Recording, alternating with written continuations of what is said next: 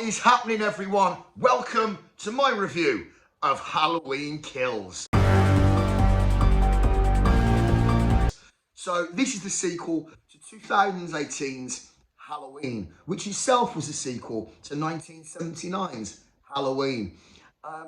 These films cut out all of the previous sequels and decided to follow on from number one, and mainly the story of Jamie Lee Curtis's Laurie Strode, as she is hunted by the shape, the maniac, the white-faced man, Michael Myers. Now, the first Halloween in 2018, I should say first reboot, was refreshing.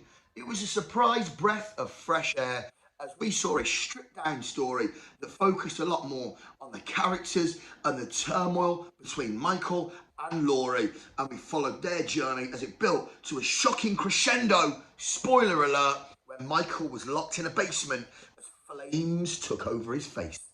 The sequel is now here. Does it live up to the first one? Does it live up to the hype? Does it continue this character struggle between Laurie and Michael? And the answer to all of those questions is no. It's a big pile of shit. Yeah, this one's shit. Laurie Strode is sidelined for the whole film. She's left in a hospital to recover from her wounds. And we really follow Tommy Doyle, who was the child that Laurie looked after in the first one. And we follow him and other survivors from past encounters with Michael as they use mob justice to take down Michael Myers. Now that sounds like it could be an interesting premise, but the problem is it's so ham-fisted and heavy-handed that the idea of Michael is making monsters out of all of us becomes kind of laughable. I mean, really, it kind of becomes a bit of a joke. It's a real shame that this film has kind of fallen into the tropes of the previous films, where the previous film kind of tried to move away a lot from the heavy lore that had been created and kind of stripped it all back. And this film just starts adding more lore and nonsense on. And if you've ever had the question, is Michael Myers a man or is he an immortal beast? Well, guess what? They answer it in this, and he's fucking immortal. Immortal Myers is running around like some kind of masked Connor McLeod from the Highlander series. There can be only one. Yeah, listen, I don't even want to talk about this film anymore. It's rubbish. However, will you enjoy it? Probably.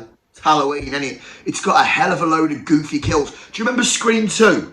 Do you remember Randy's Rules? Number one, the body count is always bigger. Number two, the death scenes are always much more elaborate. More blood, more gore. Carnage, candy. This. Bigger kill count, loads more blood, and people behaving just stupidly.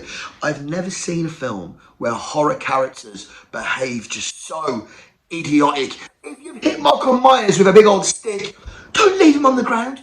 Stick it through his fucking eyeballs. But yeah, this film was just frustrating at best. I give it 2 Rich Kelly stars. Go and check it out this Halloween. I mean, hey, if you just want to go and have a laugh at some over-the-top kills, this is the film. Turn your brain off, forget it.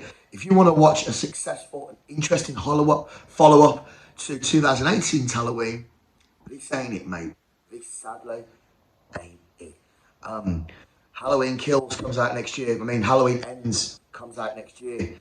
Let's see if they can save this poor franchise. Yeah, Michael Myers, see you later. Rich out. Happy Halloween.